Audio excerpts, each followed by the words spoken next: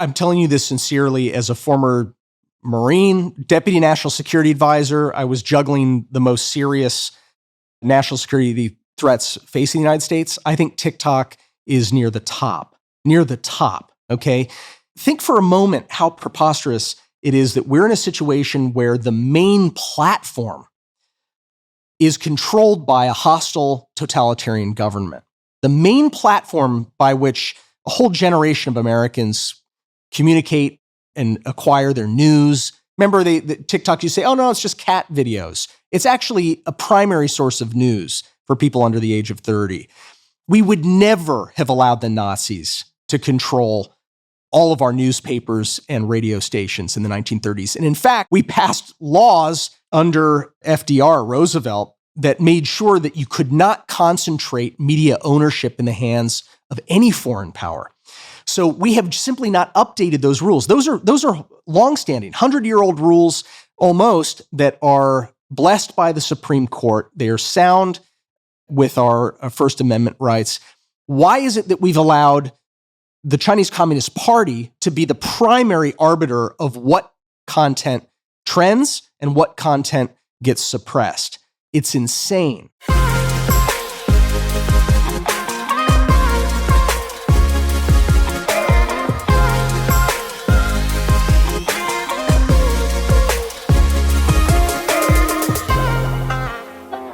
Matt, so great to see you again.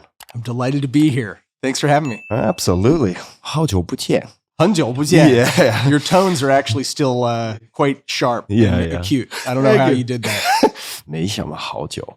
I guess we saw each other not too long ago, and we were sitting in your kitchen at your dining room table, and there was some calligraphy on the wall.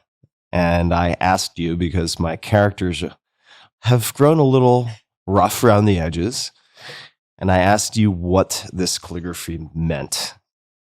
Recognized a few characters, but not all of them. What is this calligraphy that's on your wall? That piece of calligraphy was written for me by Bao Tong.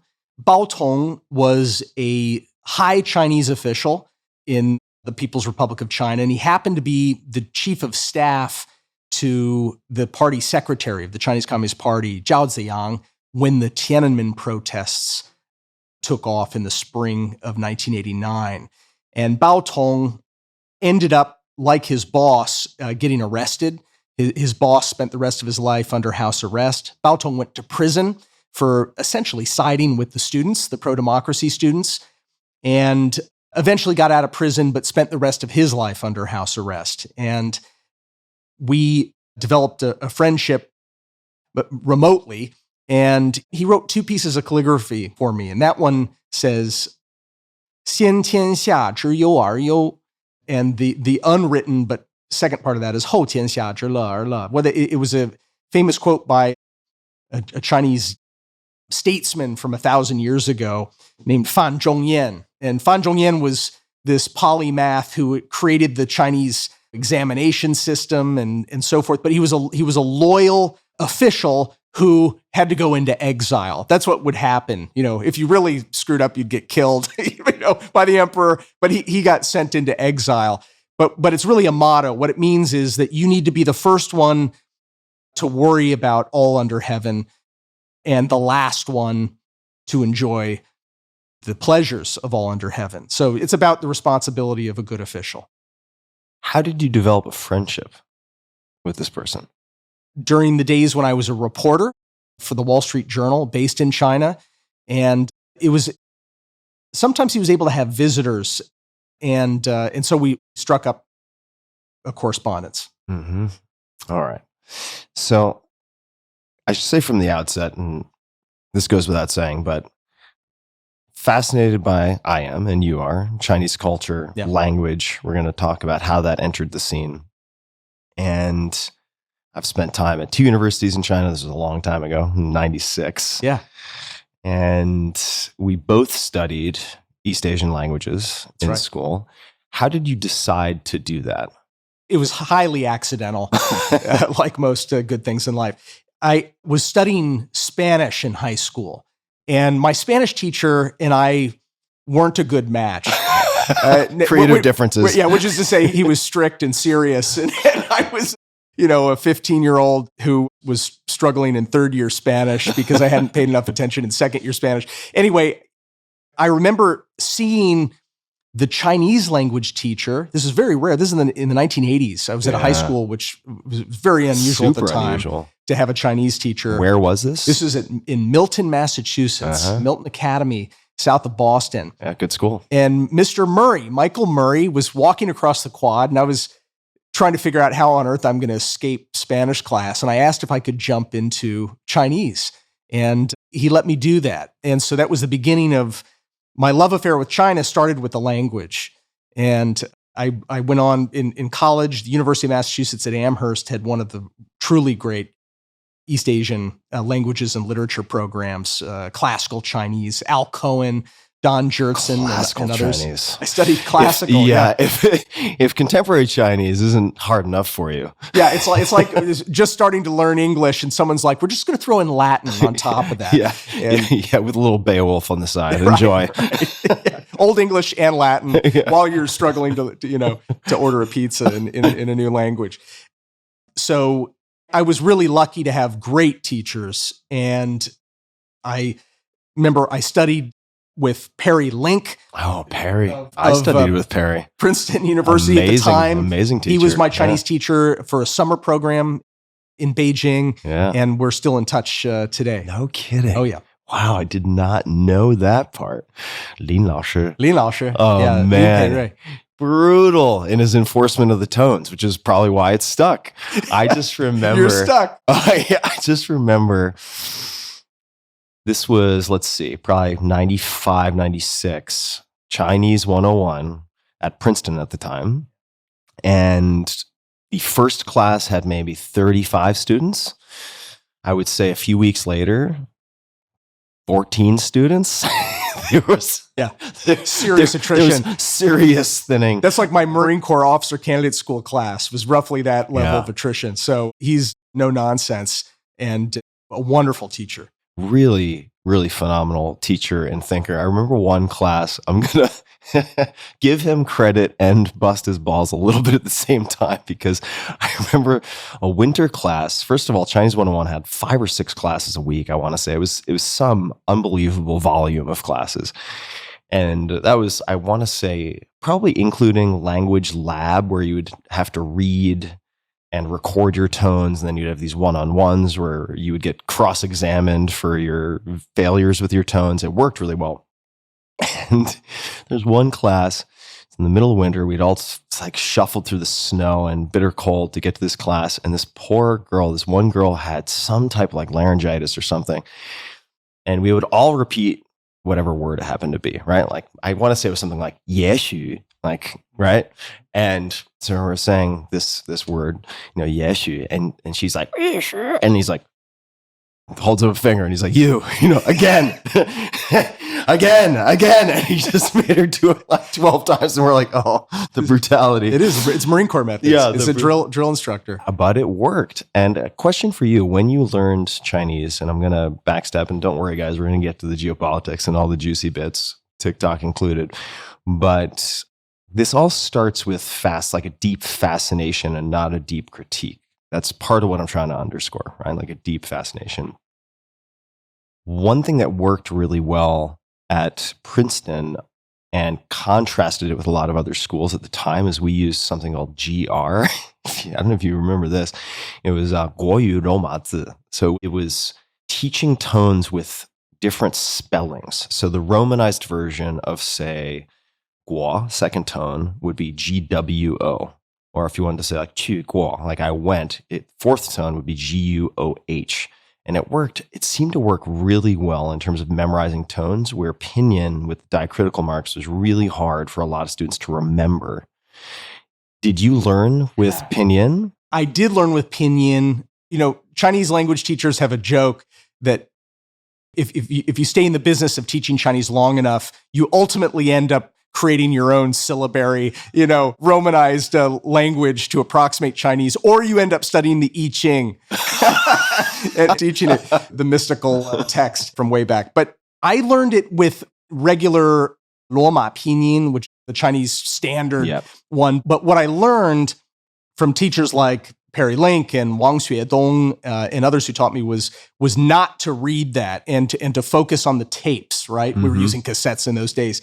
Going into that lab, putting the headphones on, and being able to repeat perfectly, even if you didn't understand what the words meant yet or the grammar, you had to be able to say those words, just emulate, mimic the sounds rather than trying to read a Romanized approximation of it. And that was one way to break the back of the ways that you can go wrong trying to study Pinyin. All right. So since this is the podcast that deconstructs people who are good at various things, excellent at various things, any other tips for people who may want to learn Chinese?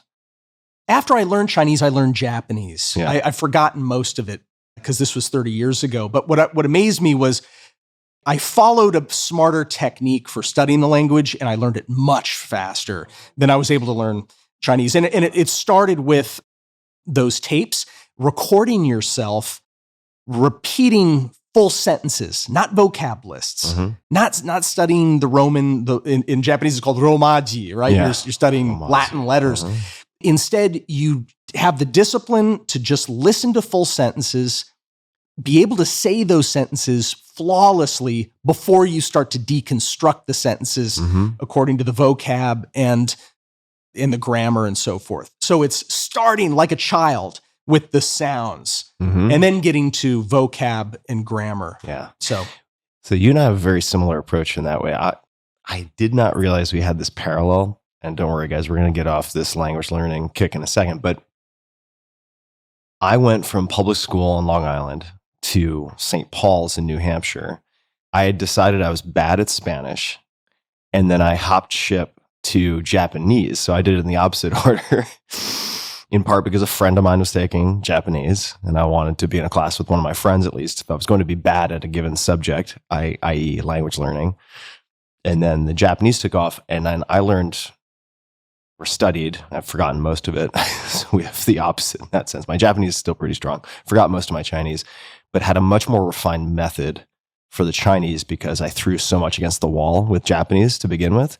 perfect. And landed in a very similar place. Like start with full sentences. And that recording is so key. I feel like that's still pretty neglected in modern language teaching. Totally right. It makes me want to go back to learning Spanish because that was the worst approach that I took. I eventually got back to Spanish. Awesome. I'll throw in a bonus language learning tip, which is you can use a comic that is very widely translated like One Piece. If you have English or any other language, you can take 2 volumes, say volume 4 in One Piece, the exact same comic book, panel by panel in 2 languages and go back and forth without using a dictionary. So you can actually study dialogue and conversation, which is one of the benefits of comic books. So I've used that for a couple of different languages. Language, the Chinese language, is one of your superpowers. It allows you to do things that a lot of other folks cannot do. And I would say one of those is, for instance, looking at Chinese language speeches, memos, internal documents, or maybe not exclusively internal documents. And we're going to edge into that. But since it's the topic of the hour, TikTok.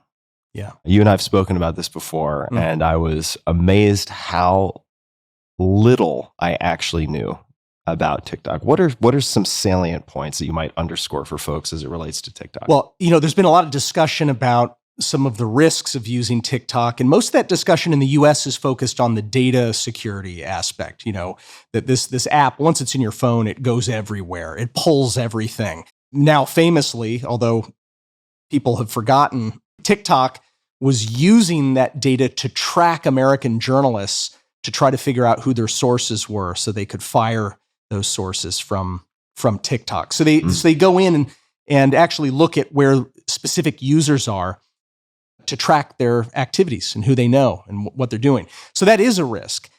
It's actually secondary to the bigger problem with TikTok, which is not being discussed head on very frequently.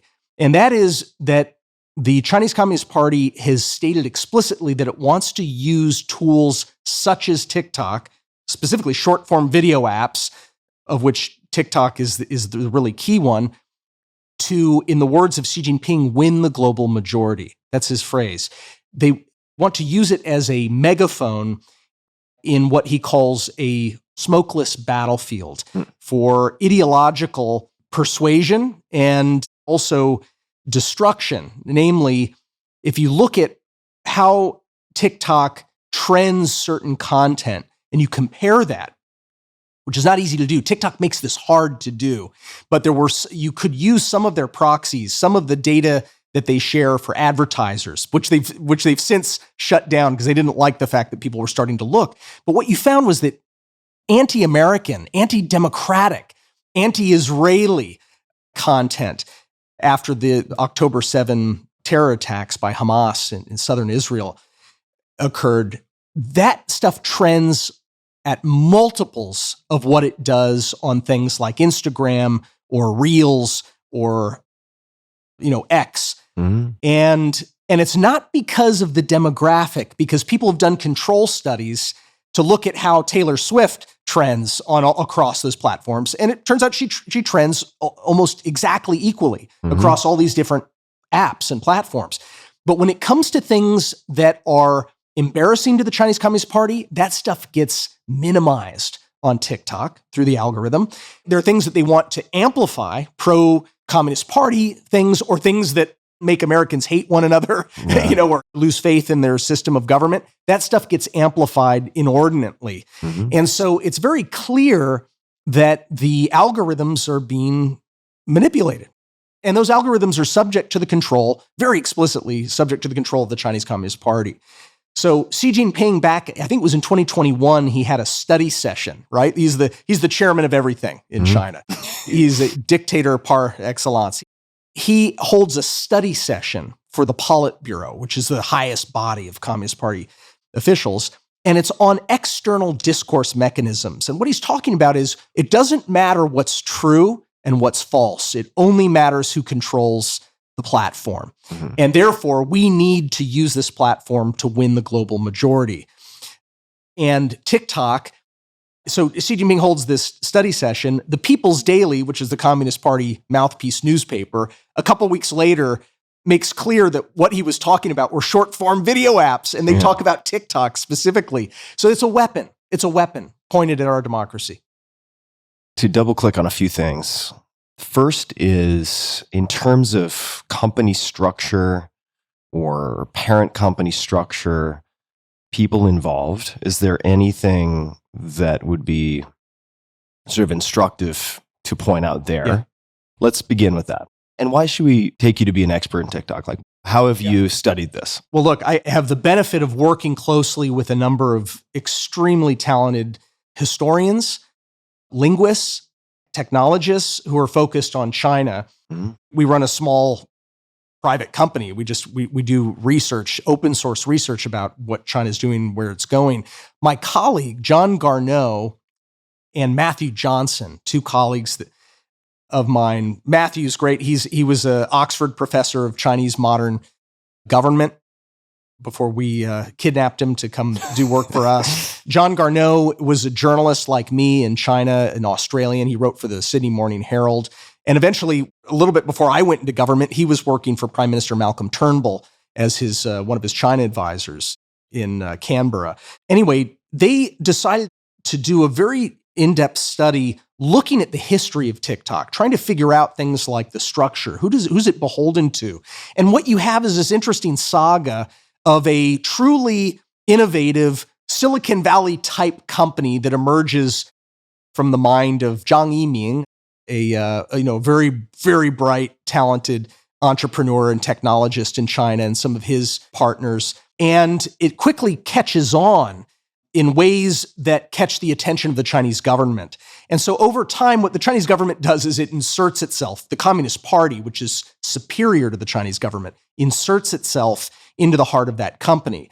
And in fact, the company I'm talking about is ByteDance. Mm-hmm. ByteDance is the parent company that fully controls TikTok, and along with a number of other apps, including a Chinese version of TikTok that's called Douyin. And it turns out they share the same engineers. It's all in China, the same engineering core, same algorithms, but adjusted very, very differently. So if you go to Douyin in China, you're not going to see any of this awful content. You're going to see wholesome content and pro-Communist Party content. You're not going to see things that pit Chinese people against one another or that agitate them, even though it's the same algorithms, same back office, same engineers. And by the way, the editor-in-chief of ByteDance, with responsibility for all of the apps and their content, is also the Communist Party secretary, who was assigned by Xi Jinping and his general office to babysit that company and to make sure that it is serving the purposes of the Chinese Communist Party. His deputy is the deputy editor-in-chief of all apps, and he's also the deputy Communist Party secretary for the company. So it took a lot of digging to piece all of this together because TikTok and ByteDance have erased this history, but there are ways to go back and look at websites that have since been erased and piece this together. They've airbrushed out all of this history. And TikTok masquerades as a foreign company. They say, oh, no, we're Singaporean. It's nonsense. It has nothing to do with Singapore. I mean, there's only a handful relative to their overall staff of people there. And the guy who's the CEO is really just a front man, is sort of a spokesman. He doesn't have any power compared to the Communist Party secretariat that actually governs TikTok's parent company. So a question about the airbrushing for a second. Because I'm trying to think of the most, let's just say, obvious closed case examples that you could point to where you might find a contrast between, let's just say, the Taylor Swift being relatively equally surfaced or not surfaced by different platforms. So you said there are things that might be embarrassing to the Chinese government. Are there examples of any particular things that you could give where there's much less visibility? Because people might be wondering, well, yeah, maybe it's how you torture the data, right? Maybe it's like, yeah, it appears 10% on Instagram and 8% on TikTok. But really, is that conclusive? Are there any, to your mind, very clear cases? Yeah, I would point you to the House committee in Congress. It's called the Select Committee on the Chinese Communist Party. And this is a committee that's been chaired by Mike Gallagher, who's a Republican congressman from Wisconsin. And the ranking committee member is Congressman Krishnamurthy, who's a Democrat from Illinois. Very bipartisan group of 20 or so congressmen and women who are in that committee. They did a hearing in November last year, which is worth looking up because they actually share some of the data, some of the studies that they did comparing TikTok information. It wasn't like an 8% incremental difference. We're talking from 3 to 5 to 10 to 50x certain content that would appear on other, US-based platforms. So pro-Chinese military propaganda, multiples, anti-Israeli, and some of it really nakedly just anti-Semitic content. Quick question on that, because people might wonder, why would that be a potential CCP government priority? It's perfectly aligned with Beijing's policy. What Beijing did when Putin reinvaded with a full-scale invasion in early 2022 Ukraine, China sided itself in terms of its propaganda orientation, in terms of becoming the main lifeline economically for Russia, in terms of becoming the main diplomatic champion for Russia and its war in Ukraine. Why did China do that? If you read through, as colleagues and I have, some of the internal Chinese Communist Party textbooks, they say explicitly that we want to see Europe in chaos. We want Russia to become more aggressive. We want to see America weakened because those things actually provide an opportunity for the Chinese Communist Party to advance an authoritarian model for global governance that they feel safer with, that's going to be advantageous to Xi Jinping and his party. So when the attack occurred on the 7th of October in southern Israel, Hamas, did their worst depraved terrorist attacks.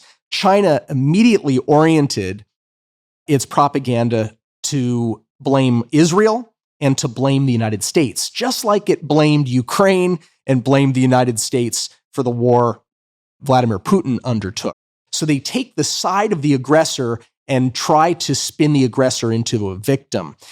Because anything that embarrasses, humiliates, discredits the United States is a good thing under that model. And that's why China had okay relations with Israel until October the 7th, and now they've demonized Israel because they view that as a way to discredit the United States. So I have to say there's part of me that's excited to have you on the show. Number one, because I enjoy having conversations with you. Number two, because you have such deep familiarity with sort of native source material, right? Like you can actually look at the actual words used, these sort of stated objectives in Chinese.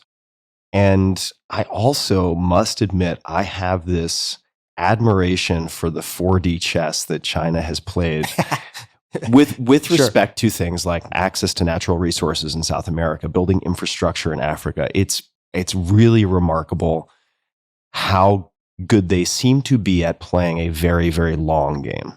It's incredibly impressive. And also, just to give credit where credit is due, I guess. I mean, there are trade-offs, of course, with all these things, but I went to a very fancy event where I'm not going to name the country, but a country in sort of Europe, Middle Eastern area was talking about partnerships with China, and they said it's simply more stable and predictable. With the US, every 4 years, we have no idea what's going to happen. We don't know if this, that, and the other agreement are going to change. There's a certain predictability that is advantageous for certain countries that might want to, say, partner with one or the other. And we can come back to that. I just wanted to mention that first, but coming to TikTok just as a sort of way of studying the micro to study the macro, things that might be embarrassing. And if we look at, for instance, these may or may not be the right examples, but Tibet, Uyghur, or ethnic minorities in China, are those 10%, 20% less than other platforms? Or is it? It's almost zero. It's almost zero. On TikTok. Yeah. Very hard to find. There was famously one woman who wanted to talk about the genocide. According to our Secretary of State, Tony Blinken, there's a genocide taking place in Xinjiang, northwest China, against ethnic minorities, including the traditionally Islamic Uyghur people. She wanted to get word out about that on TikTok, so she recorded an eyelash video where she's doing a how to curl your eyelashes. And while she's doing this, she suddenly cuts into talking about the genocide, what's going on there, and eventually TikTok even erased that content. But look, I agree with you. The 4D chess is no joke. It's why I think we need to be a lot more candid about what China's doing that does harm our interests, harms the interests of other democracies. A lot of autocracies in particular talk about, well, one thing we like about dealing with the Chinese Communist Party is they don't really bug us about our own human rights problems, and there's often a consistency in that approach. We're a democracy. It means that we're an X factor, probably more than we should be.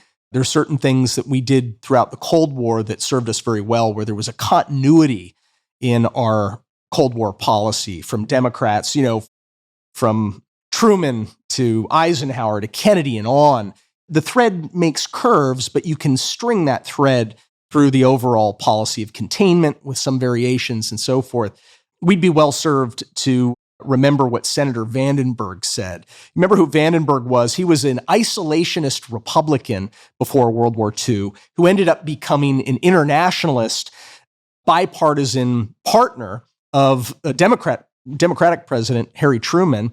And he ended up getting the Marshall Plan through the Senate. He's the one who got NATO through the Senate. And so Vandenberg had a famous line. He said, "Politics stops at the water's edge." That is a great motto that we should return to and actually try to What does practice. that mean? It means we can have bitter debates internally between left and right, Democrats, Republicans, independents, Trump, Biden. But when it comes to our national interest, there must be a general consensus that prevails that we are on the same team and that there needs to be some predictability and continuity in our policies. And in fact, by and large, even that still continues to some extent. You have bitter fights over things like what should our approach be to Iran. But you also have strong alliances. We've got NATO. It's probably the most successful, multilateral alliance in world history. And you've seen it strengthened by Putin's attack on Ukraine. President Biden's meeting with the Japanese prime minister. We've got a very strong relationship with Japan, with South Korea, with Australia, the Philippines. And those things serve us well. Those are shields that protect us. So we're going to segue to Taiwan in a second. I want to put a little button on top of TikTok and then we'll move on. In terms of weapons or offensive techniques, or let's just call it overall threats from China against, say, U.S. national interests, where would you rank TikTok? Yeah. And what would you like to see policymakers or others do in terms of next actions? If they're like, hey, this is a lot for me to digest, like, just tell me what we should do. Just a quick note before we get back to the interview. This conversation with Matt was recorded prior to the April 23rd passage of the TikTok bill in the Senate. Go to tim.blog/TikTok to learn more about the bill. Now, back to the episode. Look, I'm telling you this sincerely as a former Marine, Deputy National Security Advisor. I was juggling the most serious national security threats facing the United States. I think TikTok is near the top, okay? Think for a moment how preposterous it is that we're in a situation where the main platform is controlled by a hostile totalitarian government. The main platform by which a whole generation of Americans communicate and acquire their news. Remember, the TikTok, you say, oh no, it's just cat videos. It's actually a primary source of news for people under the age of 30. We would never have allowed the Nazis to control all of our newspapers and radio stations in the 1930s. And in fact, we passed laws under FDR, Roosevelt, that made sure that you could not concentrate media ownership in the hands of any foreign power. So we have simply not updated those rules. Those are longstanding, 100-year-old rules almost that are blessed by the Supreme Court. They are sound with our First Amendment rights. Why is it that we've allowed the Chinese Communist Party to be the primary arbiter of what content trends and what content gets suppressed? It's insane. And so what would we do about it? I would say that the United States Senate right now, specifically Senator Cantwell, a Democrat from Washington, is the most important person in America at this moment because she's the one who's either going to stall and water down the bill, very good bill that's already passed the House overwhelmingly. I think it was 362 votes for this TikTok bill. President Biden has said he'd sign the bill if it came to his desk, and now it's stalled on her desk. Several of her top aides are now full-time lobbyists for TikTok. Several of them, okay? So I'm hoping that she does the right thing for the country, that she doesn't say, no, I'm okay with the Nazi party owning all American newspapers and radio stations, which is this is the equivalent of. And by the way, it's not a ban of TikTok. This is what TikTok has spread information and disinformation about. All it says is that TikTok cannot be owned by a Chinese entity and subject to Chinese Communist Party control. They simply have to sell it, and then the thing will still happen. The idea is not to suppress or ban the speech that people are contributing to TikTok. It's to make sure that that speech is actually organic and unfettered and is not manipulated and suppressed or amplified according to the dictates of a totalitarian adversarial government. It's very reasonable. It's certainly not a First Amendment threat. It's interesting to me, the ACLU, I mean, TikTok owns Washington, D.C. now, okay? They've thrown millions and millions of dollars at this. They've managed to get on the left, the ACLU. And by the way, look at who the ACLU's donors are. It includes, perhaps their largest donor is one of the biggest American shareholders in TikTok. And so the ACLU says, oh, no, this is a First Amendment issue. No, BS. This has nothing to do with the First Amendment. This has to do with ensuring that people really do have free speech on these platforms and that it's not being suppressed or amplified according to a hostile government. And then on the right, you've got Jeff Yass, who is one of the other largest shareholders in TikTok and its parent company. And he's a Republican donor. And he is giving huge amounts of money to any Republican that is willing to ensure that TikTok stays under Chinese control. So here we are. It comes down to some big money investors, both left and right. It's an equal opportunity. It's a bipartisan effort by big stakeholders in TikTok to try to ensure that TikTok remains under the control of the Chinese Communist Party. It doesn't make any sense. And what was the senator's name who you mentioned? Cantwell. And those, you said, I guess it was two or three lobbyists on staff. They're not lobbyists, but they're people. They don't work for her anymore. This is her former deputy chief of staff and one or two other senior aides to her who have left to lobby for TikTok. What are the incentives? I don't really understand lobbying. Like, how does that work in brief? Just why would they do that? They get millions of dollars. I don't know exactly how much they're getting paid, but lobbying firms, their firms get paid millions of dollars to try to block the U.S. Senate from allowing this House bill to pass. It's as simple as that. Yeah. They have a huge campaign, advertising campaign, disinformation campaign saying that it's an attempt to block free speech, to ban TikTok. No, it's saying TikTok can thrive, but it's not. We're not going to let it be edited and controlled and manipulated by a totalitarian dictatorship that doesn't even have the rule of law, much less free speech rights. All right, thank you for that. And we're going to go to Taiwan now. So, Taiwan, what is the significance to the U.S. of Taiwan? Because I imagine a lot of people have many things they try to track in the news. Taiwan, they're like, yeah, I think it has something to do with processors or chips or something, but is that really the end of the world? Can't we onshore that, et cetera, et cetera? What are the most important characteristics of Taiwan? Why is it important? Why does it matter? Why does it matter? It's great. I mean, look, it's this small, I can't remember the size. It's like the size of Connecticut, and it's a small, amazing geography. Very mountainous. The tallest mountain in East Asia is not Mount Fuji. Mm-hmm. It is actually Yushan, Jade Mountain in Taiwan. And then you have these beaches, and you've got this tropical sort of climate that meets some of the biggest urban centers in the world. Roughly 25 million or so people, many of them of Chinese heritage. So why does it matter? So it matters because of geography, it matters because of democracy, and it matters because of economics, okay? It matters for us here in the United States. Geographically, what the Chinese Communist Party views Taiwan rightly. In fact, Douglas MacArthur, would agree with this assessment. And in fact, he made a similar assessment all the way back in 1950, after World War II. He said if Formosa, which was the old Portuguese name for Taiwan, if it were to fall to a hostile government, it would become a springboard for aggression throughout the region. And in fact, it had already been that.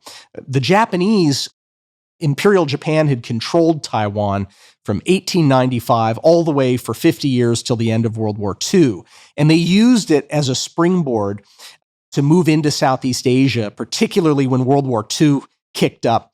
1940, 41, the Japanese were promoting this idea of a greater East Asian co-prosperity sphere. I know that's a mouthful, but what it was it was the Japanese government saying, we're going to dominate Asia.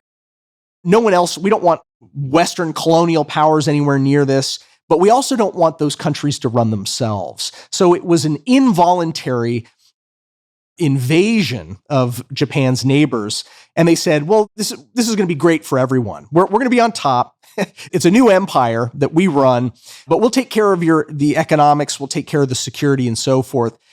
In fact, what it did was it kicked up massive response, antibodies to this approach. Millions were killed in China under that period. There were millions killed throughout Southeast Asia. And then, of course, the United States comes into the war after Pearl Harbor in late 1941. The rest is history. China's following a similar model to the Japanese model of 1940. Xi Jinping has even given speeches. I don't know whether he has a sense of irony about this or not, or whether he's even aware, but he gave a big speech in Shanghai.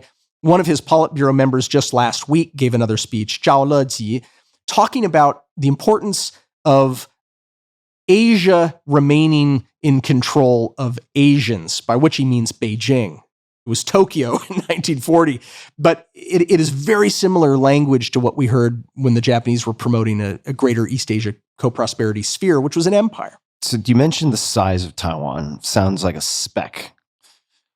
Why is it positionally advantageous? If you look at the map from the perspective of China and you're looking eastward, Mm-hmm. American strategists during the Cold War used to describe it the way that Chinese strategists now describe it, which is the first island chain that prevents Beijing from expeditionary sort of projection of military force. Mm-hmm. And so if you look, it's the Aleutian Islands, which are part of Alaska. It comes down to the Japanese islands and down to the Ryukyu Islands, where Okinawa is, also Japanese islands. And then right in the middle, you've got Taiwan, and then it continues on to the archipelago of the Philippine Islands. So you've got basically democracies that hem in Beijing's military ambitions. And for China to send a bomber or a ship or even a submarine through that first island chain, they have to go through in essence, a gateway of democracies that are by and large allied with the United States. And so Beijing believes that Taiwan is the linchpin of that first island chain. If Taiwan were to fall under Chinese control, Chinese military doctrine, their own manuals say, at that point, we can dominate Japan. So there's a Chinese Air Force manual for Air Force officers that says we turn this into an air base. And even though it's just extending out 150 miles from China's coast, it means that Chinese bomber patrols Provides safe passage in a way. safe passage for them to, in the words of their own doctrine, inflict a blockade on Japan at will. Could you say more about that? What is a blockade against Japan? It's an act of war. A blockade means that you're cutting off trade to and from a country by either surrounding it with ships or aircraft or threatening it with missile strikes to say, we can shut down your economy. We can shut down your food and energy supply. The lights go out in Japan. Japan doesn't produce energy, right? They are wholly dependent on imports other than some of their nuclear plants. And so China says we'll basically have so much leverage over Japan as well as the Philippines to the south that we kind of have them in our pocket at that point. And so Taiwan is the key to that geographically. Now, it's also a great democracy. If you look at independent sort of assessments of democracies, the Economist magazine has what's called the Economist Intelligence Unit. They do rankings, right?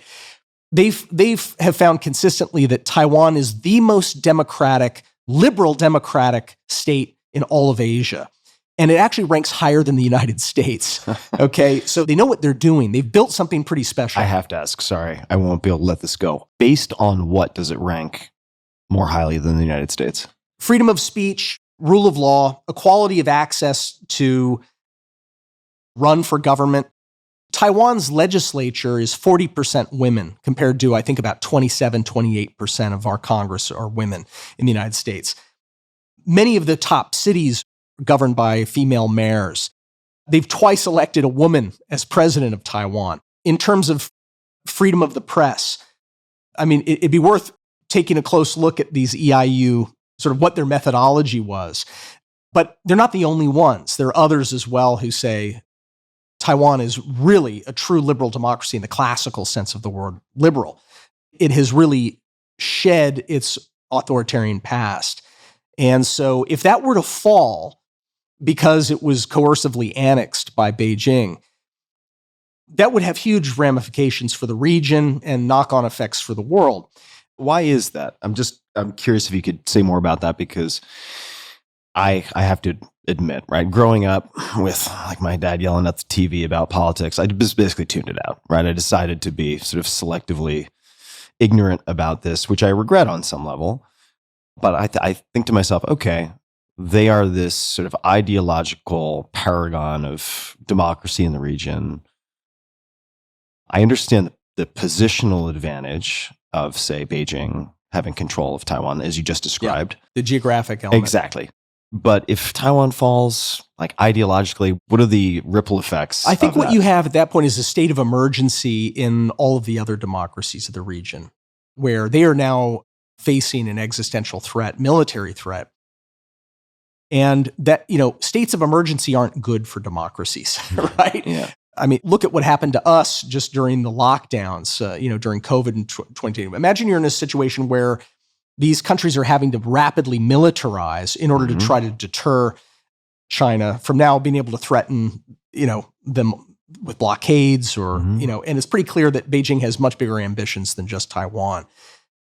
The other part is that if Taiwan right now is a beacon for a lot of Chinese people on the mainland, Chinese people who visited Taiwan generally come away with a pretty positive impression. And it's almost like they're visiting this Alice in Wonderland alternative future where people enjoy free speech. They can go vote for their leaders, and yet they're speaking the same language. They share a lot of the same heritage. You can actually see freedom of religion in Taiwan in ways that are spectacular. You have traditional Chinese religions, different strains of Buddhism and Taoism, ancestor worship, Christianity, Catholic and Protestant. It's all there, and it is unfettered. It is unmolested by And for people who don't have the history, a lot of that got cleaned out of mainland for a host of different reasons. The Chinese government demands that it oversee any religious activity in China, and in ways that are, to put it mildly, that distort the doctrine and in effect demote God to below the Communist Party. Okay, so we have the geographic importance. We've got the ideological component. Is there anything else you would add to that? The economy. Look, Taiwan, this amazing small country, produces 92% of the advanced semiconductors in the world. 92%. That's wild. I know. We're talking about CPUs, central processing units that go into your phone, to GPUs, which are the chips like NVIDIA is famous for making, that are really central to everything from self-driving cars to other AI sorts of applications. Taiwan doesn't design all those chips. American companies are sort of in the lead in design, but they actually produce them. They're the best company in the world as a fab, a contract fab, meaning that they fabricate the chips based on the instructions and blueprints that they're provided by American and Korean and Japanese and other companies. And there you have it, TSMC, Taiwan Semiconductor Manufacturing Corp., which was founded by Morris Chang. I've met him. He's an incredible figure who, was at Texas Instruments way back during our silicon sort of revolution and went on to build a superior company. It's one of the best run, most valuable companies in the world. Beijing, if Beijing were to even blockade Taiwan, that is to say, not attack it, not bomb it, but prevent ships from coming and going and flights from coming and going, Taiwan Semiconductor Manufacturing Corp. Would begin to die very quickly, necrosis. You can think of a firm like theirs, those plants, as being a lot like a human brain. It needs a constant supply of oxygen and nutrients in the form of everything from software updates to recalibrating after an earthquake. There was just a huge earthquake. Condolences to the people of Taiwan. But there are also lots of little earthquakes that take place there. You have to recalibrate the equipment. You have to buy equipment from the Dutch, chemicals from the Japanese, key equipment and designs from Israelis and Americans. If that stops, the whole thing starts to calcify in ways that are very hard to reverse. So we will be some would argue we would be in a Great Depression, even with just a blockade of Taiwan. We'd be facing a global Great Depression. Okay, so I think you've done a good job of establishing the significance of Taiwan on a number of different levels. What should the U.S. do, and why aren't we doing it already? Look, if we've learned one thing from Putin's... And it doesn't, I'm sorry to interrupt, it doesn't need to be limited to the U.S. Maybe there are other state actors that should be involved as well. But since we're sitting here in the U.S. It's the D word, deterrence. Okay, deterrence is a funny thing. People don't often think about deterrence as a strategy. We think that if we just kind of build a big military, people won't want to push us around. But deterrence is more than just having a very capable military, hard power. It's also sending a signal to decision makers in aggressive states like Beijing currently is, a message that if you try this, if you attack, if you blockade or coercively try to annex Taiwan, there will be costs associated with that are going to be worse than what you thought you would have gained. And by the way, you're not going to be able to gain it anyway. We're going to deny you. It's deterrence by denial. We will deny you your goal. Taiwan will be so well outfitted with things like anti-ship missiles that can be launched from trucks that are disguised like milk trucks, driving around Taiwan. You're going to run into so many sea mines. You're going to have swarms of drones that come down on your ships trying to cross. And by the way, we've got friends behind us. We've got the United States. We've got Japan. We've got Australia, as well as other countries that don't want to see. I got it. So you're speaking from the perspective of Taiwan right now. Taiwan now. Taiwan is going to make the moat of the Taiwan Strait into a boiling cauldron, a boiling moat. And if you try to cross that moat, you're going to lose your Navy. That's the message that we all in coordination need to be sending to a certain person who is the one decision maker that counts in the Chinese system. And his name is Xi Jinping. He's the chairman of everything.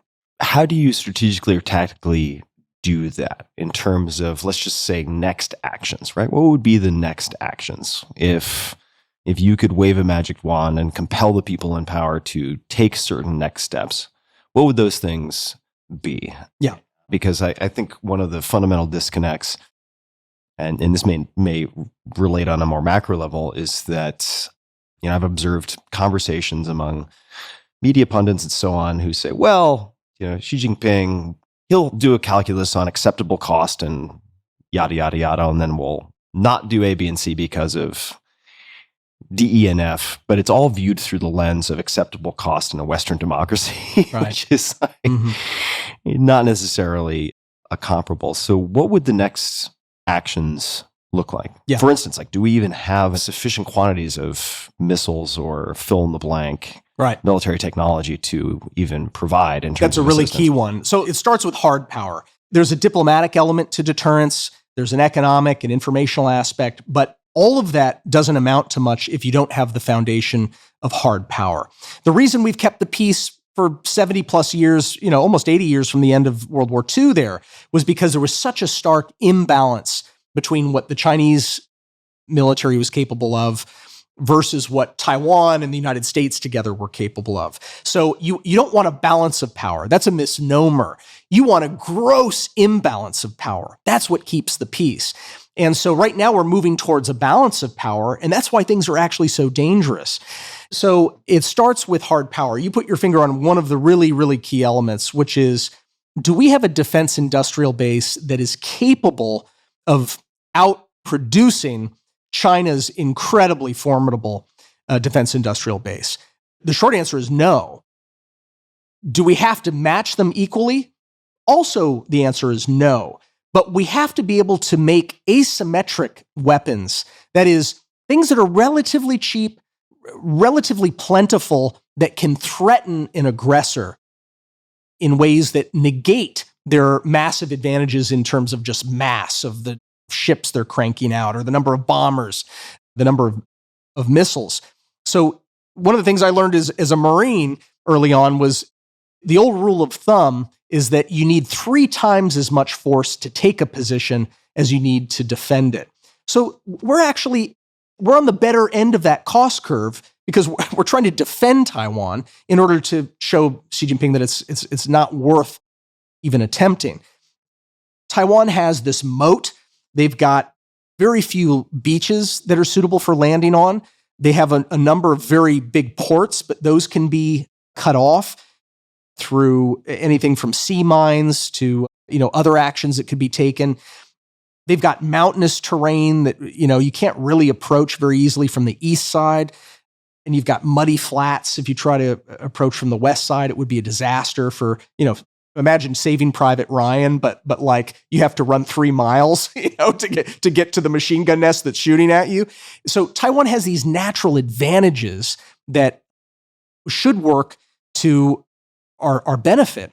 But it does mean that we have to show Xi Jinping that we have the ability to produce, and we actually are producing and have the stockpiles of these kinds of munitions, anti-ship missiles, drones, you name it, the things that really count because they pose such a big threat to China's Navy or to its helicopters and other elements of an invasion force.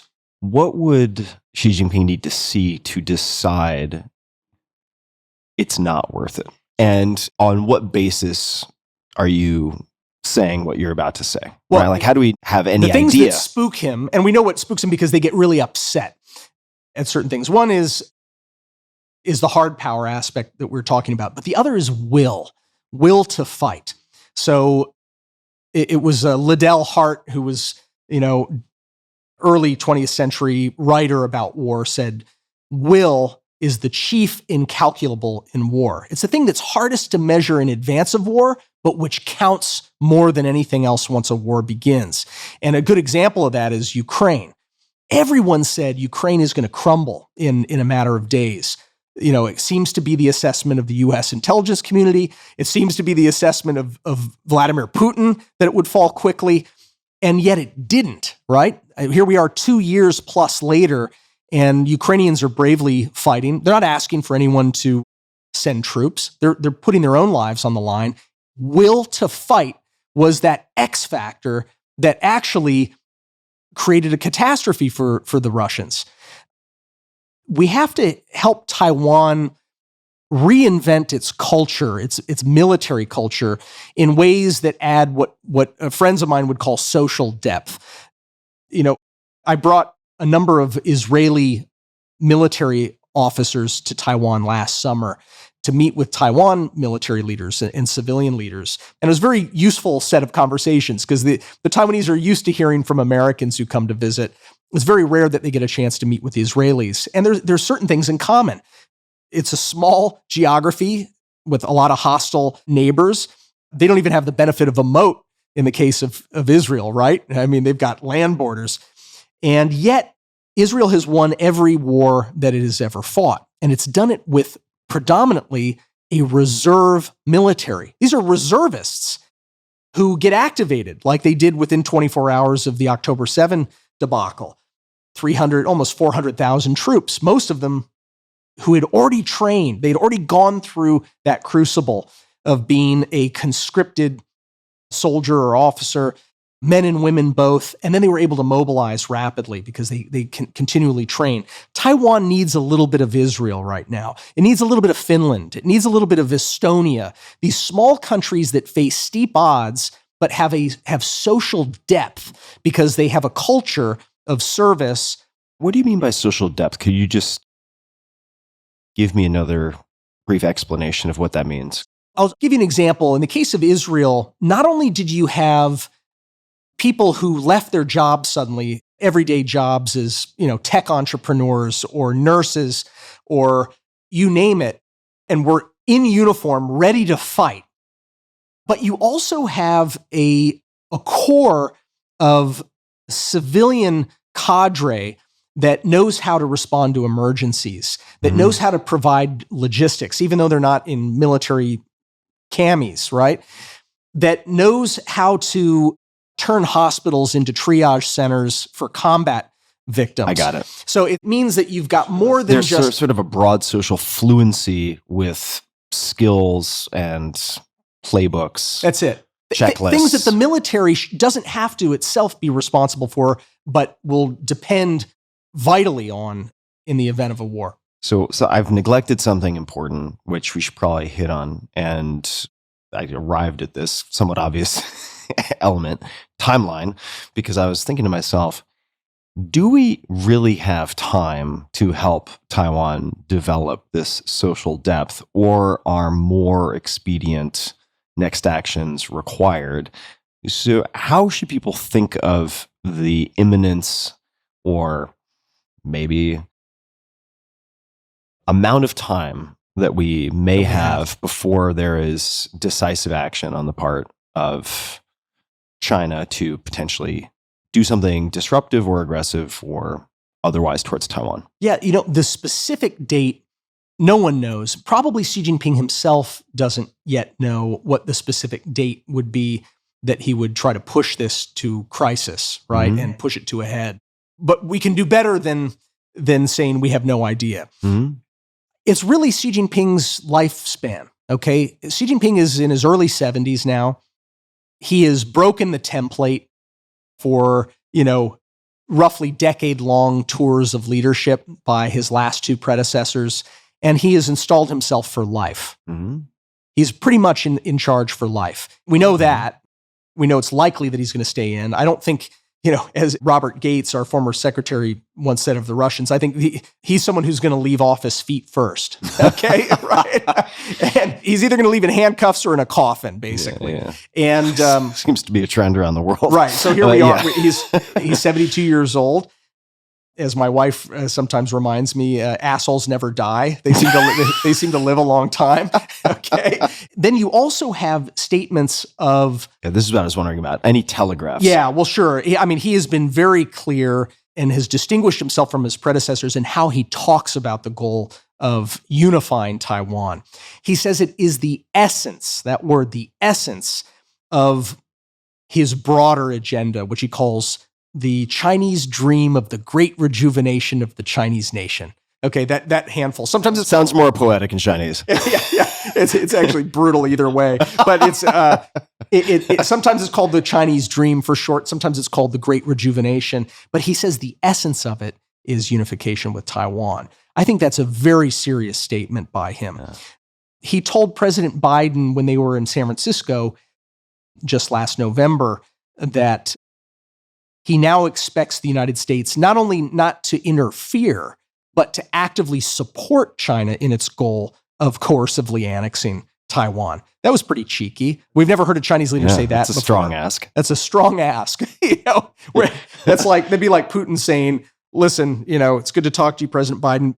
We need your help destroying Ukraine and annexing it. That's what Xi Jinping has just asked of President Biden. Has he given any specific dates in official statements or in closed conversations that then have transcripts for whatever reason? Have there been any dates mentioned? There are certain dates that aren't tied explicitly to, D-Day, but we know that 2027 is a year that Xi Jinping had told his military that it needs to be capable of taking them. And the Indo-Pacific commander of the United States, this is a 4-star Admiral Aquilino, who's soon leaving his job in Honolulu.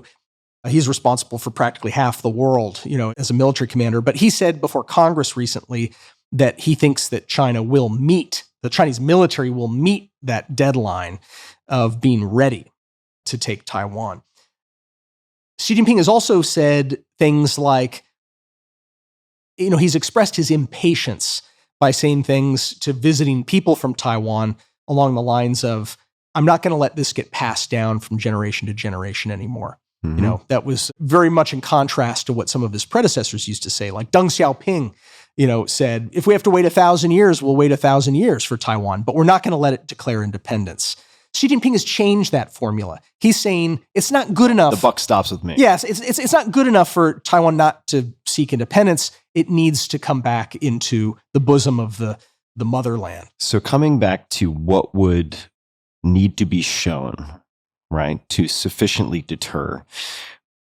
In the case of the hard power, is it some type of official statement or some type of information that gets deliberately leaked so that it makes its way back to the CCP that is in effect, we have these numbers of these types of weapons. So we are prepared and ready. But that shows the capability, but not necessarily the will. That's right. Right. Without capability, will is going to be insufficient oftentimes, right? So capability is a pretty good place to start. You touched on something, which is, as you develop capabilities, they're not going to deter very effectively if you don't show a little leg. You kind of show some of the things that we're working on. You create headaches for Chinese military planners who say, I didn't think we'd have to deal with that. We thought we had submarines and, some bombers to worry about. No, you want a whole layered defense of different capabilities, some of which are pretty spooky. And there are things that are being worked on. You've probably heard of the replicator initiative, which is, I would refer you to some of the speeches by our Catherine Hicks, who's our current Deputy Secretary of Defense. She's working on some things that are designed to field large numbers of drones that could be very dangerous. They're very cheap. They're attritable. They can be, they can be expendable for us, and yet are very dangerous to exquisitely expensive hardware like Chinese destroyers and frigates and ferries that would carry over men and equipment. So you want them to have to worry about several different dimensions of a layered defense. And then will is a tough one. Like I said, it's hard to measure in advance, but it starts with cultivating a culture of service, a strategic culture, like I would argue Israel has. And you're saying in Taiwan? In Taiwan, absolutely. And that can be done reasonably quickly? I mean, in the span of 2 or 3 years? There are really brave, energetic people trying to do that right now. You've got people like Enoch Wu, he was educated in the US, but went back to do his military service in Taiwan and has now built something called the Forward Alliance, which is basically a civilian cadre of emergency response workers. And it has a lot of people signing up. So if you were, let's just say hypothetically, back in the White House after the next election cycles, whoever ends up in the big seat, and they said, all right, Matt, next 6 months or next year, give us the top 3 things. I'll sign off. On Taiwan specifically? Because on Taiwan. I mean, if you wanted to throw in a bonus that's non-Taiwan, that's fine too, from a national security perspective. But Taiwan or other, but certainly including Taiwan. Number one, I would ask the president to call Xi Jinping to tell him that we are imposing significant costs on his economy in response for the support he is providing to Iran, which is waging terrorist proxy wars against us and Israel and others in the Red Sea and across the Middle East and so forth, as well as his support for Putin and the biggest war in Europe since 1945. Xi Jinping's the main backer of that war. He's the underwriter. The State Department says that Xi Jinping is spending more money on pro-Russian propaganda worldwide than Russia is spending on pro-Russian propaganda worldwide. No idea. It's big. How do you determine something like that? Not to put on my skeptic's hat, but I'm like, yeah. How would you even figure that out, right? If the Russians are getting around sanctions with Tether and so on and so forth, at least according to a cover story in the New York Times, like, how do you figure that out? Jamie Rubin is the head of the Global Engagement Center at the State Department, and he knows the answer to that question. I got it. Yeah. Okay. So we got number one. So, Mr. President. Yeah, that's number one. Imposing costs. You can't be an agent of chaos around the world to try to weaken the United States. By the way, you know what the next one is? Xi Jinping is backing the dictator in Venezuela, Maduro, to threaten his small neighbor, Guyana. And so... Why? Chaos. Like I said... I mean, I've spent some time down in Suriname, which is right next to Guyana, and it's like these countries are tiny little countries. Now, they happen to be important for a couple of reasons, like Suriname with respect to the Netherlands and also narco trafficking and so on. But Oil. Okay. Yeah. Guyana has a lot of energy deposits, and they've discovered more. And so Maduro's just signed a law sort of claiming that a huge chunk of Guyana is actually Venezuelan territory. Guess who's backing him in that? Chinese Communist Party. Diplomatically, propagandistically, they're one of the main customers for the Venezuelans. Now, is that chaos intended to distract the U.S. specifically, or is it part of a broader strategy that includes but is not exclusive to the It's primarily US? about us, because they view us as the main obstacle to a world vision that Xi Jinping calls a community of common destiny for all mankind. And that is his... Sounds good. I know. He's tied it to Marxist-Leninist theory that basically you would have a series of Leninist single-party dictatorships, and the United States is a big obstacle to that. So it's about spreading us thin. Xi Jinping gave a speech in 2021 where he said, the single most important word to describe the world today is chaos. 大乱. Wow. Chaos. Literally. And it gets worse. He goes on in the speech to say that this works to China's advantage. Okay. He says that this trend of chaos will continue and the trends are in our favor. He also goes on to say that the risks of world turmoil are outweighed by the benefits to the Chinese Communist Party. 2 years later, that was right before the Ukraine war went into overdrive. He signed an agreement, a no-limits pact with Putin in February of 2022, and less than 3 weeks later, Putin was sending tanks in to try to take Kiev.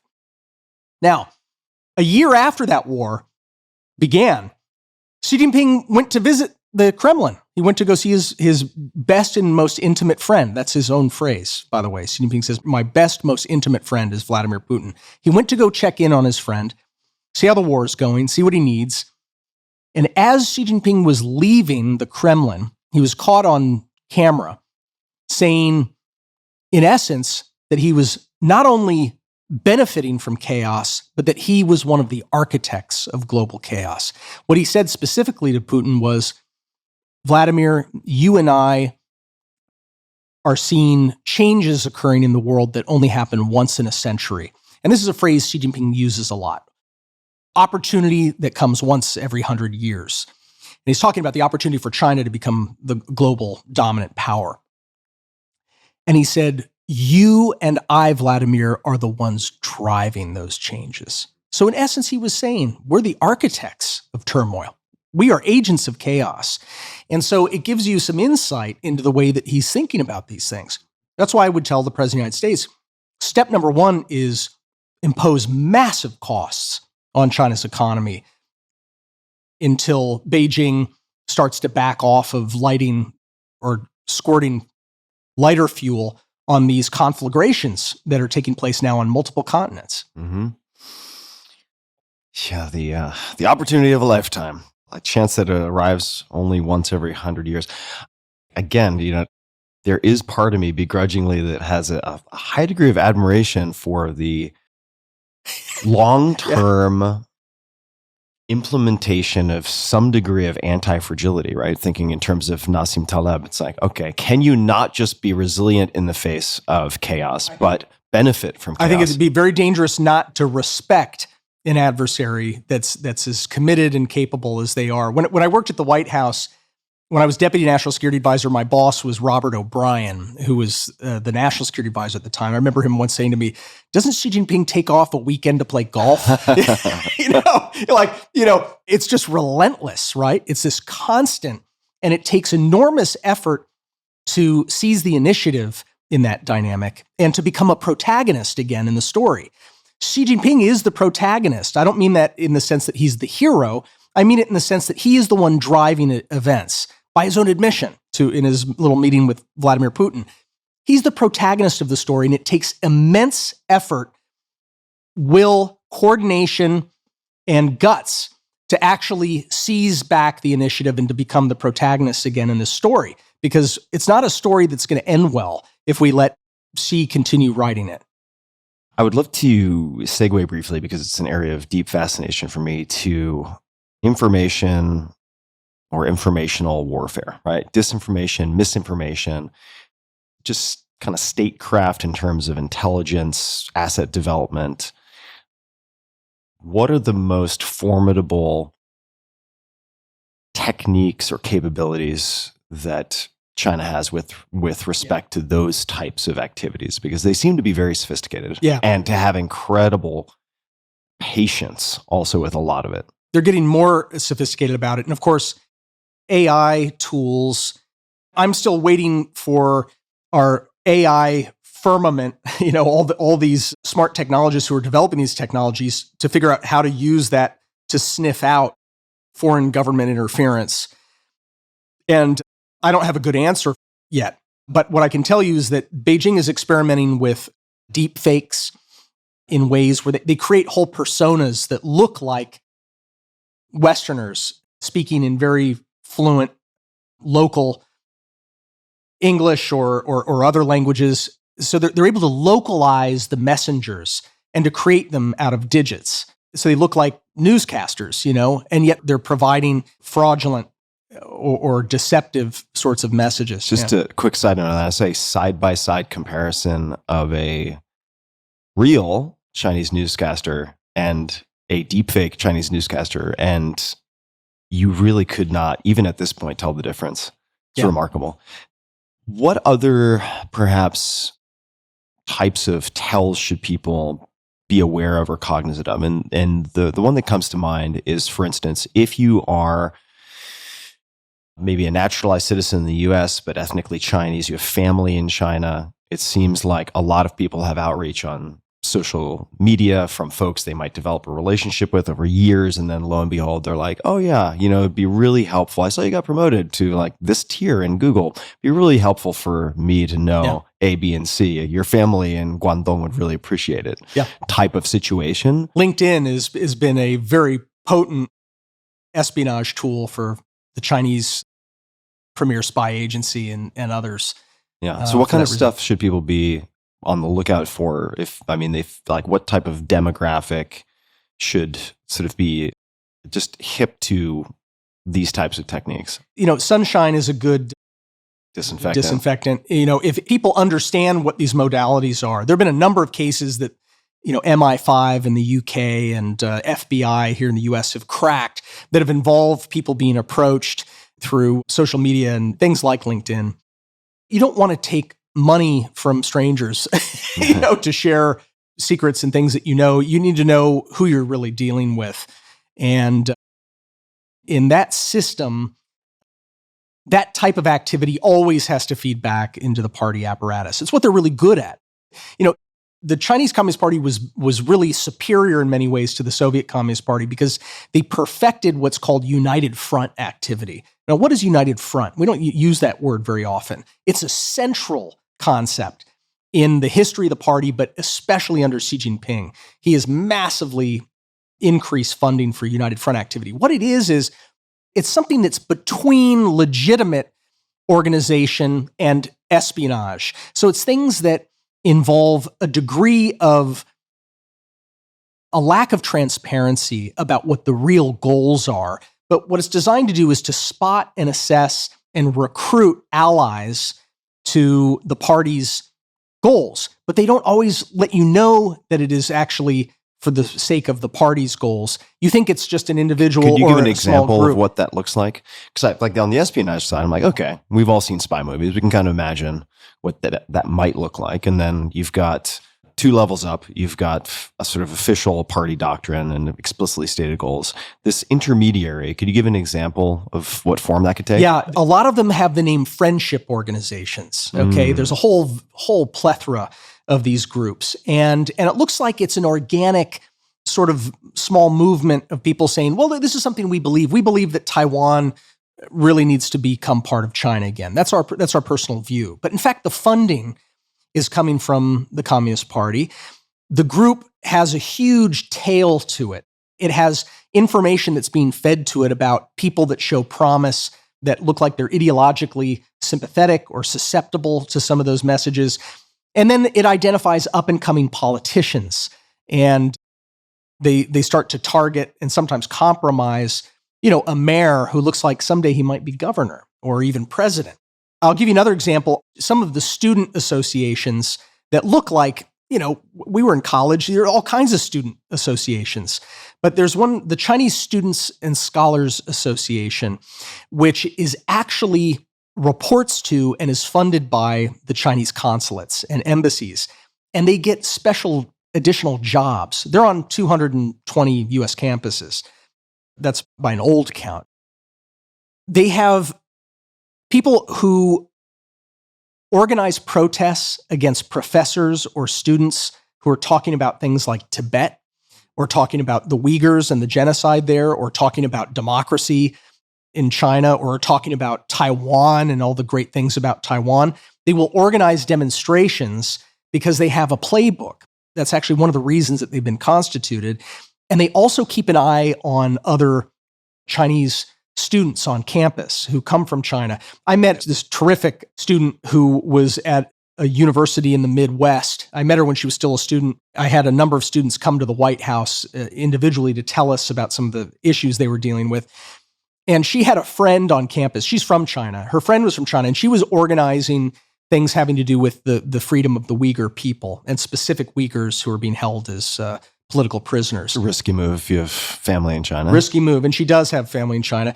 And one of her friends one day told her, who was actually part of this organization, he made sure that their phones weren't on them, that were in another room. He said, "I really like you. That's why I have to tell you we shouldn't talk anymore, because I have to report back everything you tell me to handlers that ultimately, go back to Beijing." And so here you have people who are coerced into spying on U.S. campuses on fellow students. And so I think this is something we should take head on, put a spotlight on it. I think we should be issuing a smartphone to every student who arrives from an authoritarian country in the United States. Make it a university program to say, this is your freedom phone. You can put any apps on here that you want. Don't put any Chinese apps on here. Don't put TikTok on here. They'll see everything. Don't put WeChat, Weixin, the Chinese app, which is used also as a surveillance tool. Don't put that on here. Put all your free society things onto this phone, and then know that your other one is being monitored by Beijing, by the party.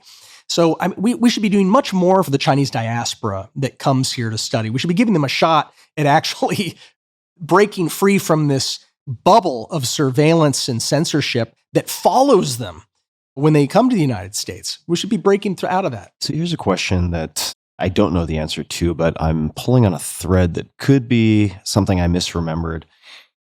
Taiwan comes under Chinese rule. They now have Chinese passports and they travel overseas. How does the reach of an influence and ability to exert power on those citizens differ from, say, a U.S. example? U.S. with a passport moves to Amsterdam, and they're there and they're criticizing the U.S. government. Okay, fine. But the equivalent example for someone with a Chinese passport, or someone who gives up their passport, I'm not sure that's even a process you can go through in China. I don't know. But could you speak to that? Well, look, there are Hong Kong citizens who have now, moved to the UK, or they've moved to the United States. Many of them are now Americans or British citizens who still come under coercive pressure. I can think of a couple who their parents have been called in Hong Kong, and there have been warrants issued for the arrest of American citizens for things they say about Hong Kong, not even in Hong Kong, right? So this is the extraterritorial new phase of China's repression, which is to say, we're not just going to repress our own people in our borders. We're not just going to threaten our people when they go abroad. We're going to threaten foreign citizens so that the things they say in their home country about us can be punishable under the national security law that's taken effect and has really undermined the autonomy and the rule of law of Hong Kong. So this is the new phase that people have to face up to. We should be helping. Look, there's a mass exodus of people out of China right now. People from China want to live in countries where they can enjoy the rule of law, where human rights are going to be respected, where they have a lot of different opportunities that they can pursue. They're leaving by the millions to go to other countries. We should view those people as natural allies, but that means that you have to take some steps, because Beijing will use their families as hostages to make them quiet. I talked to a friend recently when I was visiting Japan. A lot of very wealthy Chinese have moved to Hokkaido in northern Japan. And recently, I did not realize that. Yeah. Singapore is one of the places that they're escaping to. Singapore, I've heard for sure. I don't know how much safety that confers to someone, but. And Japan is another one. But I was told that a very outspoken, wealthy Chinese guy was recently run over by a car in Japan. I have to double check the story. But what I was told from someone who's pretty well plugged into that community was it had a chilling effect, that people viewed this as an effort by Beijing to cause discomfort about even speaking your mind in a free country like Japan. We should be getting creative about ways to neutralize that sort of terror. We should be identifying people who are conducting that sort of extra-legal interference in our own system, people who are thugs, people who are coerced into spying. We should be focusing on that so that people feel safe in the United States. So I feel obligated to say a couple of things. So the first is, for people listening, I fully recognize that this type of statecraft, espionage, this is part of the game, right? So China's not the only people with boots on the ground, right? Everyone is conducting this type of, maybe not exactly this species, but in terms of information gathering, having agents on the ground. I mean, this is just kind of part of geopolitics. And secondly, I want to say that I've spent time in China, in a bunch of different places. I've enjoyed a lot of my trips. I've spent a lot of my life studying Chinese history. Did take a class on the I Ching, believe it or not, way back in the day, even. I've spent time in Taiwan, Japan. And what we're talking about is, at least for me, a grand chess match. Maybe chess isn't exactly the right game because that would be a game of complete information. Mm-hmm. Maybe it's closer to backgammon. Who knows? But did you ever play Weiqi, the game Go? Oh, I have played Go. Yes, I have. Absolutely. It's closer to Go. Okay, please explain. Well, Go, you can see what's happening on the board, but you can't see the strategy readily. Yeah, for those who don't know, the image, white and black stones. It's a 19 by 19 board, mm-hmm. and famously, up until recently, a computer could never beat pretty good human being at Go. Whereas it's been years and years that chess masters have been defeated by AI. And then, of course, you had AlphaGo mm-hmm. a handful of years ago, which changed it and actually taught Go masters new ways of approaching the game. So wild. Yeah, it's a great game. Demis Hassabis. But China's playing Go. We're playing checkers right now.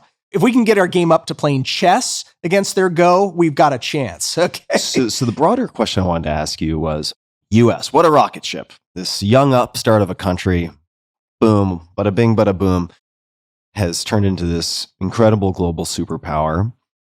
In terms of studying empires, pretty short-lived so far. Still an adolescent, let's just say. But what can the U.S.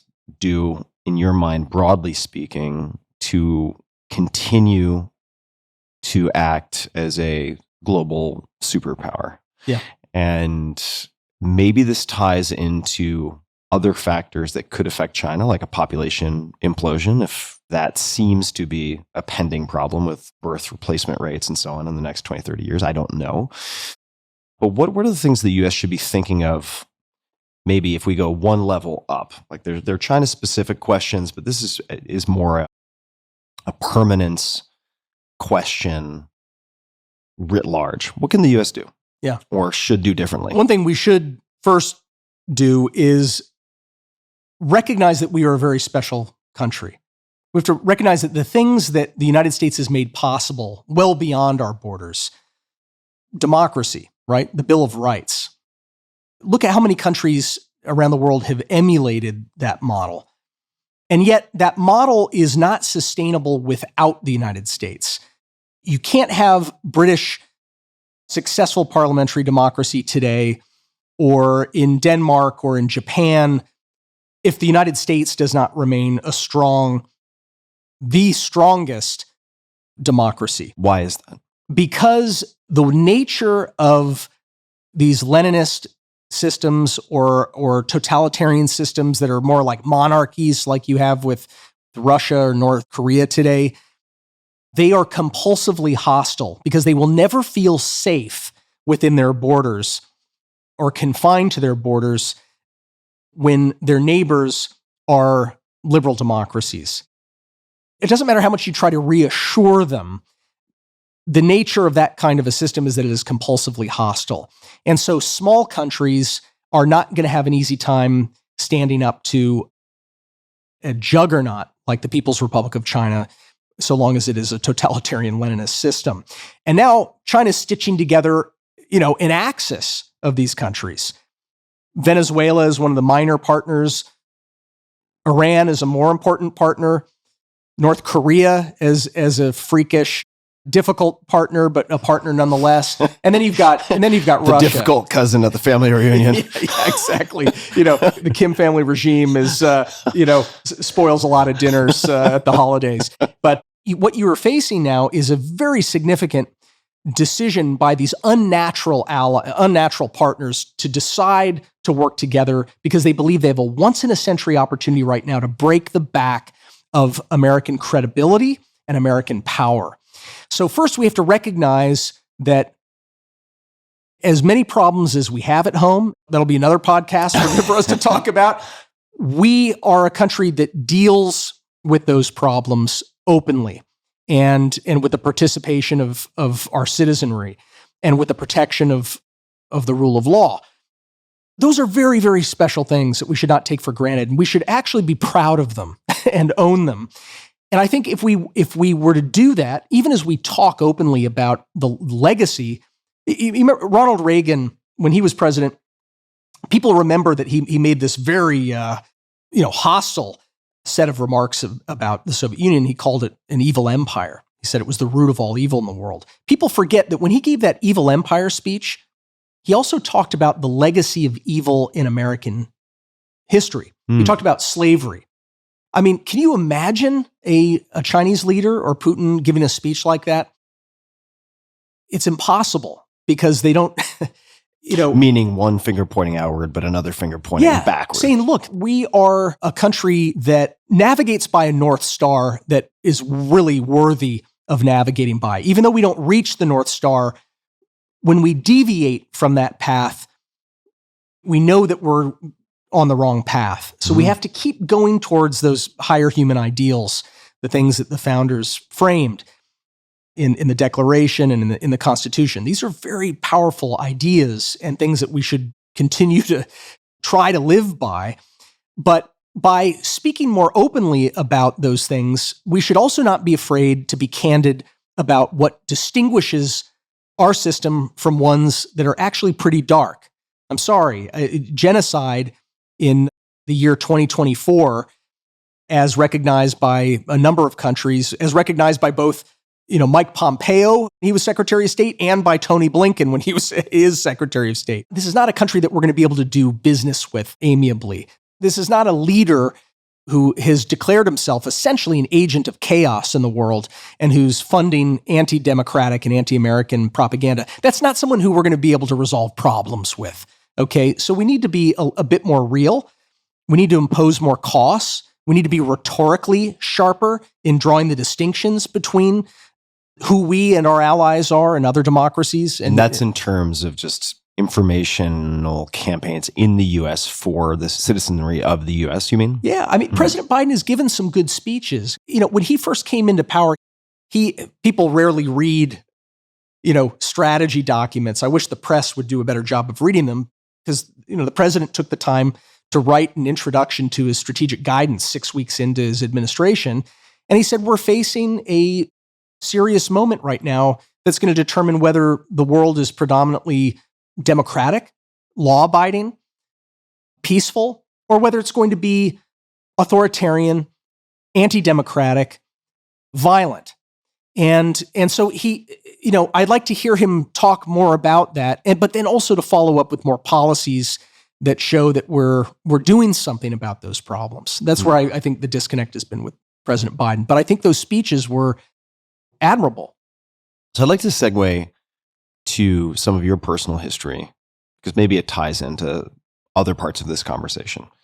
So age 32, you make some decisions. So can you walk us through some of what you did up to that point and then what changed?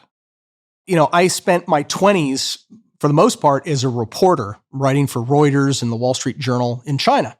I spent, 8 or 9 years in total, either as a student or as a reporter living in China. It was a great, exciting time to be there through the 90s into the early 2000s. But I had a near miss on September the 11th. I was coming back from our Hong Kong bureau to visit the managing editor and the foreign editor of the Wall Street Journal. And our office happened to be right across the street from the World Trade Center. So the World Financial Center was the old Wall Street Journal headquarters at that time. And I had gotten in the day prior. My father, who lives in Westchester County, New York, said, I've got an idea. I'll drive you into town tomorrow. You're right there at the World Financial Center. Why don't we get breakfast at Windows on the World in the World Trade Center? And I said, look, I've got to prepare my story ideas. I'm going to be talking to Paul Steiger and John Bussey, the top editors at the journal. I want to tell them what I want to work on. I want to tell them what I've been working on and some of the ideas I have. And I'm exhausted. I'm jet lagged. Let's just sleep in and you can just drive me straight in. I'm going to grab a bagel for the car ride. So as we were headed into town, we got the news that the towers had been hit while we were listening to the talk radio, AM talk radio. And as it unfolded, it became clearer and clearer what had happened. This wasn't an accident. It was something much more serious than that. We left the city before we'd even really gotten deep into it, went back home, and I stewed on that. I mean, I was absolutely in a state of shock about the September 11 terrorist attacks. I ended up going back to the Bureau and writing in Beijing and in Hong Kong and other places in China for the next few years, but I was watching out of the corner of my eye as the U.S. went into Afghanistan, and then ultimately in 2003 decided to invade Iraq. And by 2004, as I'm watching these developments, it became clear to me that the war in Iraq was going very badly. We had the two battles of Fallujah. It was metastasizing into really an insurgency. And then there was sort of a confluence of a bunch of different influences in my life. My stepfather had been an Air Force officer. His dad flew B-17s in World War II. I grew up with those stories and with a strong sense of respect for military service. As a result, they were both West Point grads. I also met a bunch of Marines in quick succession by happenstance. I don't know if you remember the Indian Ocean tsunami that struck the Indian Ocean countries, Southeast Asia, devastating. 250,000 or so people were killed by that tsunami day after Christmas 2004.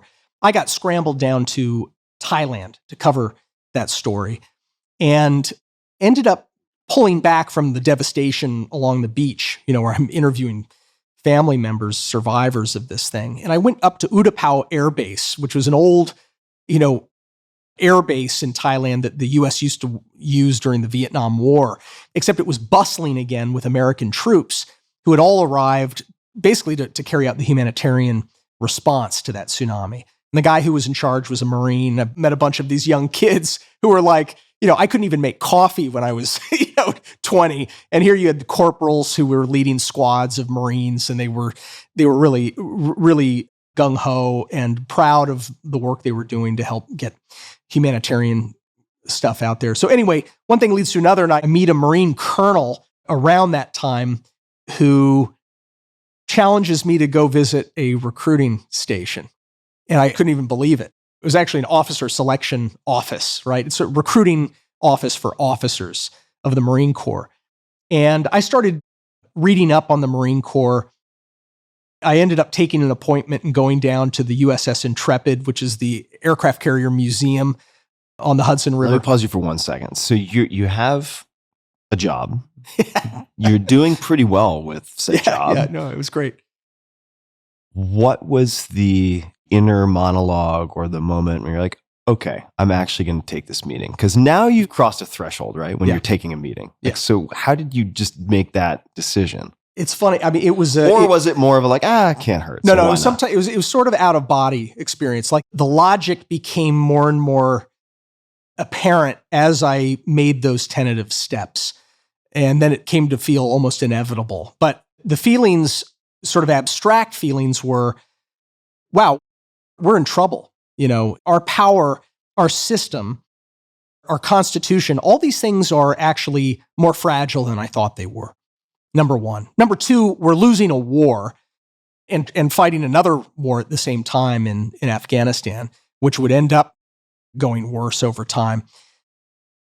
And then there was the feeling that, what if I don't do this? I have a happy job. I'll become a bureau chief in one of the Wall Street Journal offices. I love the Wall Street Journal. I love reporting.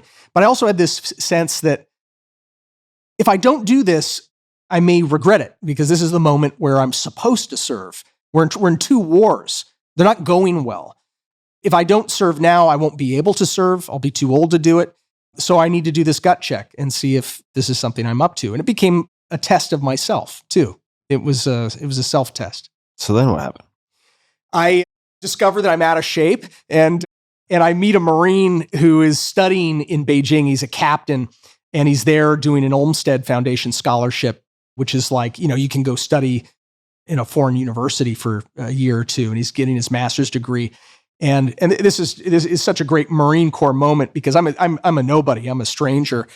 But I meet him at the Marine Corps birthday ball, which I don't know if you've ever, any city you go to in the world. I've never been to a Marine birthday ball. Well, the Marines, that's what you're going to ask me. The Marines who guard our embassies around the world, every year for the Marine Corps' birthday, when it was founded, November the 10th, they put together a ball where they invite dignitaries and the ambassador and foreign attaches and so forth. And I got invited to one of these things, and I end up meeting this Marine captain who's in his dress blues, and I tell him, I got to let you in on something. My family doesn't know this, my employers don't know this, but I just have to spill my guts to you. I'm thinking of joining the Marine Corps. And so within 2 days at sunup, I'm at a stadium with him in the middle of Beijing, and he's PTing me, giving me physical training. We're doing sprints and interval training around the workers' stadium. And this guy becomes my personal trainer. He just kicks my ass. His name's Cedric Lee. He's still in. He's a colonel now in the Marine Corps, working at the White House. And Cedric Lee trains me to be ready, and trains me so well that by the time I get to officer candidate school, I'm actually near the front of the pack, at least on the physical aspect. Because I'm not a big guy. I'm light. He got me so I could do 20 pull-ups, dead hang pull-ups, and I could run my ass off. And then I was in for the shock of actually going through 10 weeks of officer candidate school training, 6 months of the basic school training to become a provisional rifle platoon commander, and then intel training after that. It was an unbelievable organization and culture.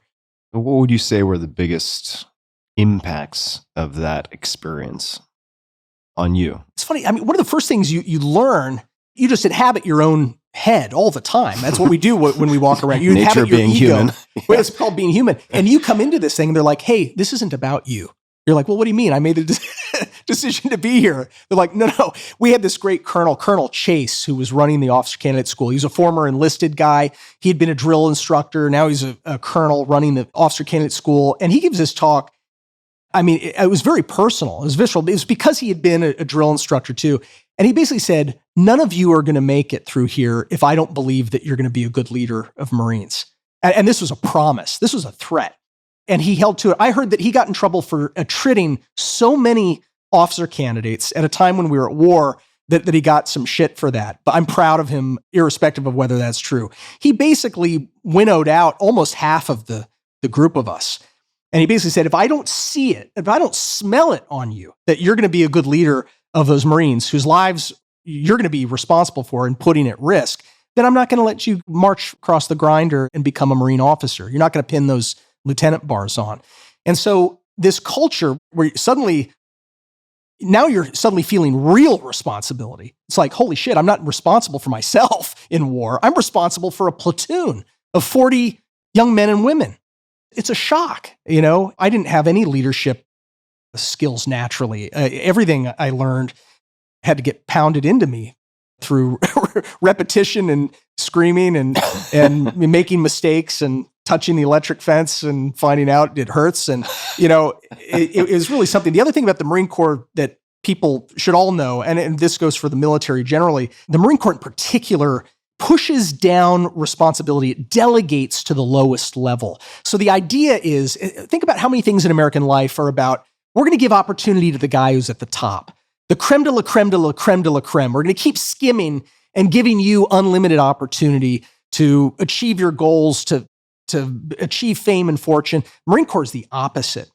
It says, I want to know who the worst guy is in your platoon. And I want to make sure that you're pulling him up so that the baseline is present. Now you're talking about an organization that is incredibly effective because the worst guy is pretty good. He's pretty good. So the focus is on the bottom of the layer of the pyramid. And the officers are just have the privilege of being custodians for a while and being able to lead a group that has leadership already imbued in it, and where that young 20-year-old, 19-year-old lance corporal or corporal has immense responsibility very, very quickly. We're going to wrap up in a few minutes, but I wanted to ask, are there one or two leadership lessons, as you said, that had to get pounded into you? One or two that have really stuck with you? Could be something you observed, could be a principle, could be some type of expression, anything that sticks out. The Marine Corps talks a lot about both physical courage, but also moral courage. So moral courage is more important. It's this idea that you will do the right thing when no one's looking, the idea that you will sacrifice yourself, and not your integrity or your honor, but your position in order to make sure that the right thing gets done, even when it exposes you to ridicule. Moral courage isn't something that people talk about a lot in everyday life. I'll tell you one funny quick story. It just reminded me of, because we're talking about the basic school. You have to do gas chamber training where you put on a gas mask and you run into this concrete hut, which they fill with CS tear gas. Okay, and I was in the first wave to go through this, and they're teaching you how to wear the mask, how to clear the mask, so that you take the mask off and then learn how to clear it, just like you're scuba diving. It's a lot like that. And because I was either insufficiently attentive, but also because I was still getting acquainted with the gear, one of the valves was partway open. So you get these two like coin-sized valves on the side, where one side, depending on which side you hold your rifle on, you put the canister there that filters out the gas. So when I got in there, I cleared the mask and put it back on, but I was sucking in pure CS gas through this gaping hole in the front of my mask. And anyone who tells you that tear gas isn't lethal is full of shit. You can easily die from this stuff. And I ended up asphyxiating. Ugh. My entire throat closed off, and I passed out, and I slid down the wall. And I ended up getting carried out on the back of a fellow lieutenant. And so here you've got a whole company of Marines getting ready to go through, and I'm the first one out. And they lay me down on the ground, strip my mask off, and everyone at first thought it was a joke, that it was meant to just kind of like spook them. And then they saw that I was deep, deep purple, like blue, and not breathing. And one of the corporals, it was a sergeant, came over and literally was about to give me mouth to mouth and was sort of pushing my chest and so forth. And then I sprung up to my feet again. I mean, instantly, like, wild wake up. And apparently I turned from purple to blue to green, and like in front of everyone's faces. And a couple of lieutenants started puking. But the best part of the story is my commander, my platoon commander, is looking at me. I mean, I'm just a mess, right? I mean, I've been unconscious, and Captain Gaskell, who was my platoon commander, says, "Hey, do you know where you're going?" And I said, to the infirmary. He says, "No, you're going straight back in." And so I get my mask fixed, and then I go and do the whole thing again, and it worked out. But that was one of my back on the horse, son. I lost some IQ points that I never got back from that whole incident, unfortunately. So. Wow. Well, man of many stories, many capabilities, and I'm very glad we got time to not just meet and spend time eating pho at your house, which was spectacular, but also talking about some very important topics. And the book is The Boiling Moat, Urgent Steps to Defend Taiwan, which I'm very excited about. I encourage people to check this out. Is there anything else you would like to mention, say, point my audience to, anything at all that you'd like to mention before we wind to a close? I'll only say one thing, which is that service is really good stuff. Like a life of service, whether it's military service or teaching, but public service is one of the best mistakes I stumbled into in my life. So especially for your young listeners. And I joined the Marine Corps at 32 and I wouldn't trade that experience for anything. Thanks so much, Matt. I really appreciate all the time. And for everybody listening, we'll link to everything in the show notes as per usual at tim.blog/podcast. You can search Matt Pottinger, would probably be easier, Taiwan, Boiling Moat, any of those things, and it'll pop right up. And until next time, be a bit kinder than is necessary, as always, to others, but also to yourself. And thanks for tuning in.